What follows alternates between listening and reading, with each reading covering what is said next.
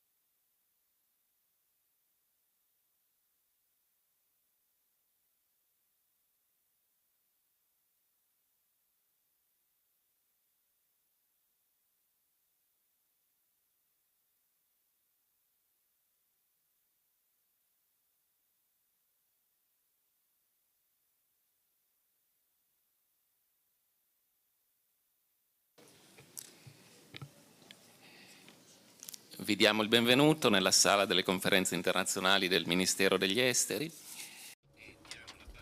Welcome to the International Conference Hall. And let me now give the floor for the 11th conference between Latin America and the Caribbean to Undersecretary Maria Tripodi.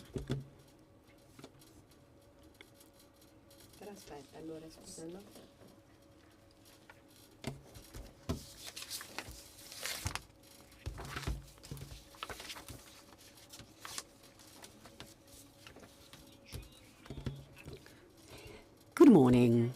Good morning, ministers, ambassadors, honorable colleagues, and representatives of international bodies, dear delegates.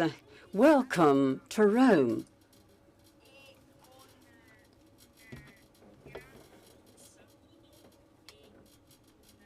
I would like to convey the greetings and a welcome to you all, and it is with great satisfaction that we're hosting you here at the International Conference Hall of the Farnesina building, the Ministry of Foreign Affairs in Italy. It is a great honor for us. I would like to greet our General Secretary, Ambassador Guariglia. My task is to open this working session. Indeed, I am here because over the night, Minister Tajani was otherwise engaged. On behalf of the Prime Minister, Minister Tajani went to Israel. I would like to thank the delegate at ILA, Mr. Seeley, and all those who have contributed to organizing this very important event. I'd like to personally thank the ambassadors of Latin American, Caribbean countries, with whom, starting the event last March, we worked together to organize this event. I'd like to welcome all of the other guests who honor us with their presence. You may have noticed that this year we did not wish to give a title to our conference, just we deemed it good to actually call it the 11th conference between Italy and Latin America and the Caribbean. This is an opportunity to talk, because I'm convinced that only through dialogue can we grow together and look to the future. This is a reference to the constructive role played by dialogue. And this leads me to share with you some considerations concerning the serious events which are taking place over the last few days and have been taking place in Israel and in the Gaza Strip. We condemn the barbarian attack perpetrated by Hamas against the Israeli people, which, of course, triggered a military escalation, in addition to the serious humanitarian consequences. This runs jeopardizing the stability and the peace in the region. This present crisis placed at the core of events the need for dialogue, which must be aimed at reaching a solution based on a two-state scenario. This, for Italy, remains the only path, and we're convinced that the international community may positively contribute to this aim. But going back to the very aim of our conference, it is obvious that dialogue may be simpler between countries that have a very special connection based on the sharing of culture and history, and of course based on very important human relations. If we look back, I believe we can be proud of the many things achieved together. The 20 years which have passed and the important projects undertaken are a clear proof of this. We have to recognize that despite our unique relationship, we did not always manage to proceed together as we should have done. This is why I believe that today it is even more important to talk and analyze our relationship together, which has always often been taken for granted. And we can also ask ourselves what we can do in addition to what we've done to turn our relationship into a useful tool to meet today's challenges and suggest consistent solutions with our shared values. We can state that after 20 years, we have now come into the phase which characterizes our mature relationship and which increasingly represents the summit of the relationship that Italy enjoys with the Latin American Caribbean region. This is absolutely true for Italy, but also for your region, considering that the present edition actually is characterized by a record of participation, which means that our exercise has become increasingly significant. It is very important for me to give you a clear signal of the priority we would like to attach to the relationship with your region, especially during the mandate of the present government. The Ministry of Foreign Affairs and Minister Tajani attaches a fundamental importance to the relations with countries of the Latin American Caribbean region. And this is why we have introduced within the priority agenda of our government the relations with your countries. During the last year, we have tried to create opportunities to further stimulate our relations, thanks to the working groups and events we managed to organize together. The Italy-Latin America Conference has been pursuing the aim of keeping our relations alive and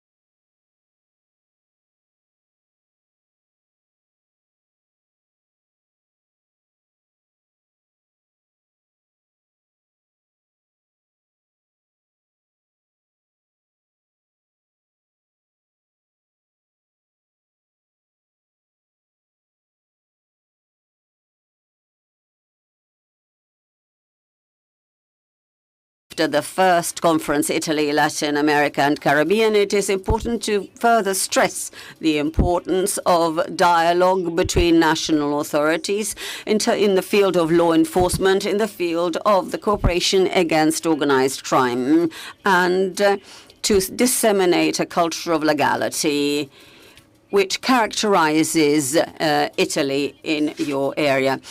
In this perspective, following the success of the first 3 editions of the Falcone and Borsellino program, which focuses on technical assistance and capacity building, in cooperation with ILA, we will kick off the 4th phase of this initiative.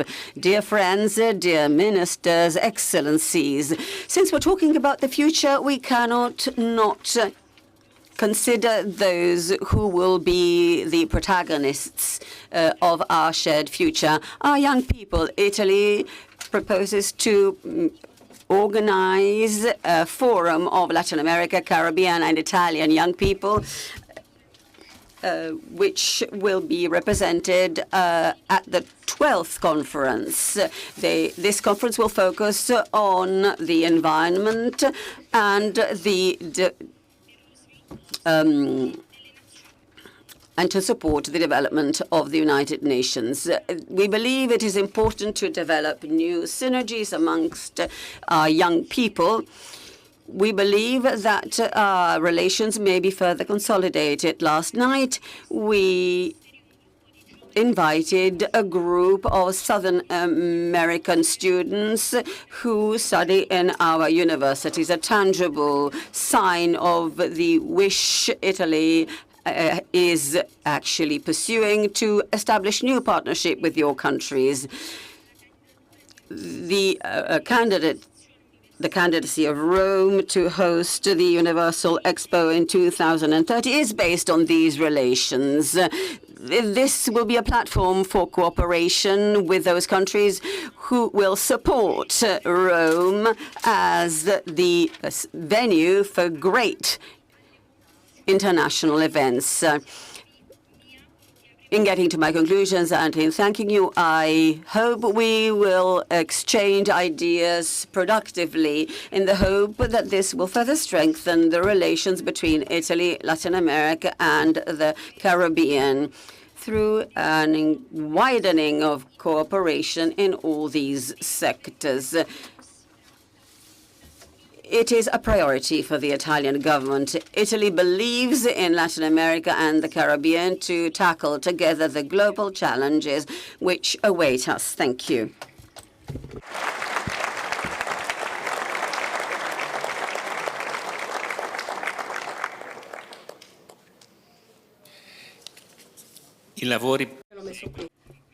And now the proceedings will continue with the first thematic session. The title, Italy and Latin America and the Caribbean, in front of the challenges of a changing world. Once again, I would like to give the floor to Deputy Minister, Madam Tripodi. Thank you. Thank you. We officially declare the 11th Italy, Latin America and Caribbean Conference officially open. And without further ado, I would like to give the floor to the first speaker who is scheduled to take the floor. Thank you. Thank you, Madam Deputy Minister. Good morning to you all. I have a list of speakers who have signed up to take the floor for this first session. The title was just mentioned earlier, Italy, Latin America, and the Caribbean in front of the challenges of a changing world. I would like to ask His Excellency, the Minister of Foreign Affairs, Frederick Mitchell from Bahamas, to take the floor at this point. Thank you.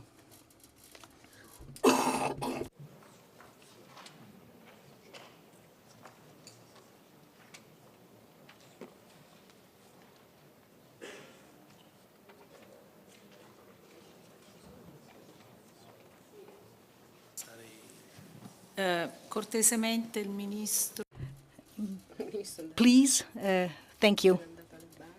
Thank you so much. Sì, se cortesemente potete alzare il vostro Yes, we are ready, Your Excellency. segna a posto. She's ready. Grazie. Thank you. Grazie. Okay, so good morning. I'm honored to be here this morning. Again, I guess it's the third time within the last year. And I've had to take a lot of teasing from at home, stuff like all roads lead to Rome. You know, when in Rome, do as the Romans do. I've had to hear that a lot.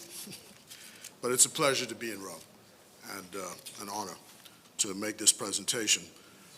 The Prime Minister of the Bahamas has said to the Foreign Ministry that the number one issue for our country is climate change. And so the topic which this covers is where I'd like to start, the issue of climate change, which for the Bahamas is best summed up in the word existential.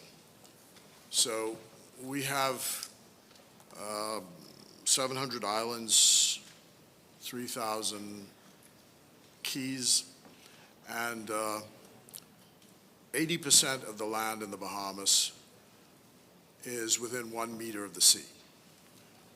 And I was speaking in New York a couple of weeks ago at the Explorers Club that's trying to mobilize the world to stop the exploration of the Arctic oceans. And they indicated that if the trends continue, the city of Nassau, which sits on the island of New Providence, by the year 2070, 30% of the land on New Providence will be underwater, and by the year 2100, 70% of the land will be underwater. And the Prime Ministers often express this in public fora as Bahamians having the choice of being climate refugees or a watery grave. And so there is the fierce urgency of now with regard to this issue. So Italy and the Bahamas